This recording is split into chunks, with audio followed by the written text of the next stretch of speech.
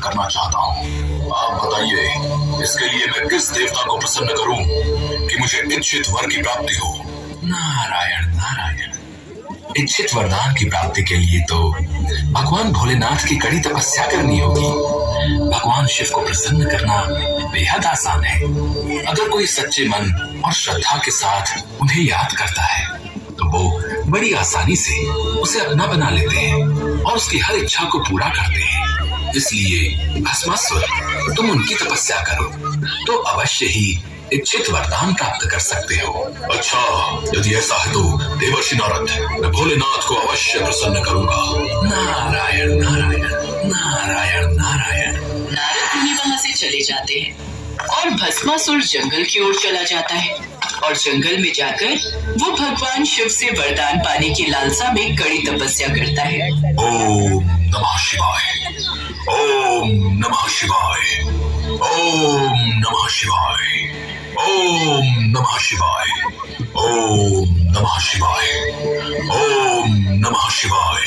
भस्मासुर को तपस्या करते कई वर्ष बीत गए। कठिन तपस्या के लिए किए जा रहे मंत्र उच्चारण की ध्वनि कैलाश पर्वत पर विराजमान भगवान शिव के कानों तक पहुंची और वे तपस्या में लीन भस्मासुर के पास पहुंचे। आंखें खोलो भस्मासुर। भस्मासुर का प्रणाम स्वीकार कीजिए महादेव। मेरी तपस्या से आप प्रसन्न हो ही गए। भस्मासुर, तुम्हारी कठिन तपस्या को देखकर तो मुझे प्रसन्न होना ही था।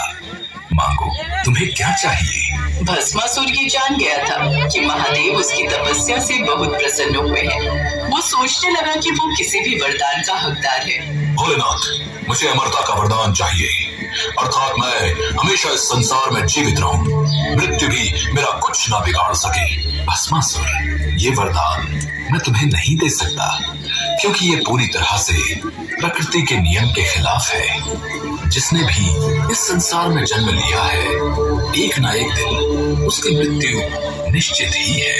यदि आप मुझे अमरता का वरदान नहीं दे सकते तो मुझे ये वरदान दीजिए महादेव कि मैं जिस किसी के सिर पर अपना हाथ रखूं वो भस्म हो जाए।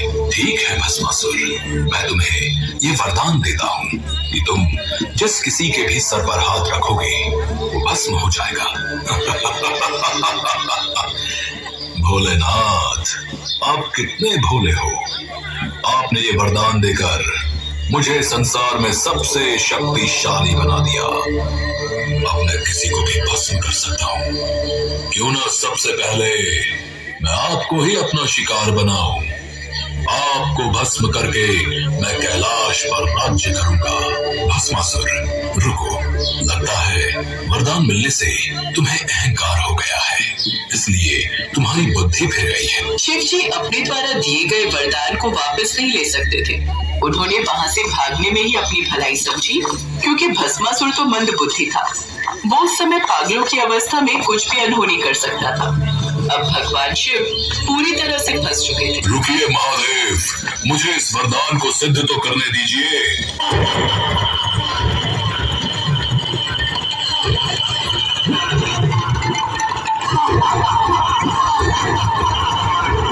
ब्रह्मा जी, भोलेनाथ जी ने इस मूर्ख असुर भस्मासुर को वरदान देकर संकट पैदा कर लिया है। आप भोलेनाथ को इस संकट से कैसे बचाया जा सकता है? विष्णु जी, इसका एक ही उपाय है। आप एक सुंदर नारी का रूप धारण करके जाइए और भस्मासुर की बुद्धि भ्रष्ट करके उसका अंत करें, तभी शंकर जी इस संकट से बच पाएंगे। ठीक है ब्रह्मा जी, मैं अभी जाता हूँ।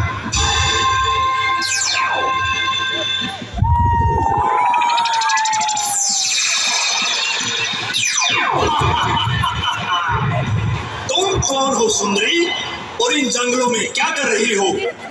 मूर्ख प्राणी, पहले तुम अपना परिचय दो। मैं तीनों लोकों में सबसे ताकतवर असुरों का असुर भस्मासुर नाम है मेरा। सुंदरी, मेरे साथ चलो, तुम मेरी पटरानी बनकर तीनों लोक पर राज करोगी। राज। मुझे अपने दिल की रानी बनाना तुम्हारे बस की बात नहीं। मुझे तो वही जीत सकता है जो मेरे साथ ताल से ताल मिलाकर नाच सके। अच्छा, तीनों लोक में मुझ जैसा ताकतवर और मुझ जैसा डांसर कोई नहीं। सुंदरी, तुम्हें जीतने के लिए मैं कुछ भी कर सकता हूँ, किंतु पहले ये बताओ सुंदरी कि तुम हो कौन? Who are you?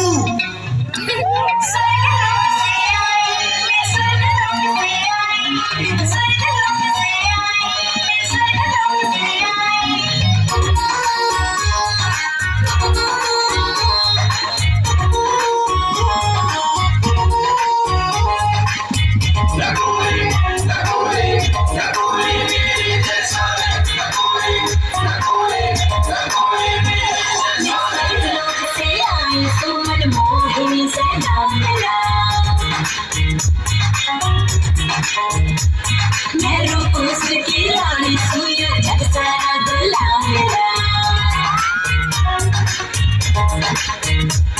तेरे जिससे कई करोड़ों बड़े सूरमा से आए, वो होगा सूरमा जो काल से काल मिलाए मिलाए मिलाए। जग सारा ऐसा वैसा, कोई मेरे जैसा। जग सारा ऐसा वैसा, कोई मेरे जैसा रूपवाला, ना कोई मेरे जैसा, कोई बंसाली, ना कोई मेरे जैसा। सर में हाथ गिरा दो, उसकी में लाश गिरा दो, सोरी सोरी एक बार तू कर दे इशारा, तो नखरे आड़ी, ना कोई मेरे जैसा।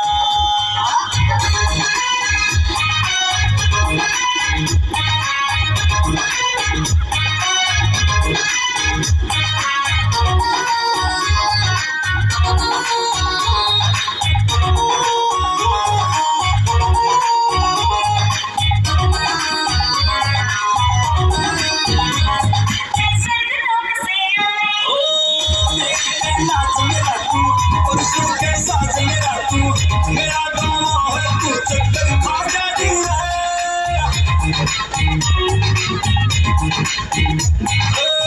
नाम भस्मासुर मेरा, दुनिया में बच्चा मेरा, सुंदरी शेर बता कि तो बच गया जी है। मन जीत नहीं पाएगा और नाच में मेरे आगे तू ठहर नहीं पाएगा। ऐसा मैं एंडी छोरा, एक तुम मेरा ढिढोरा,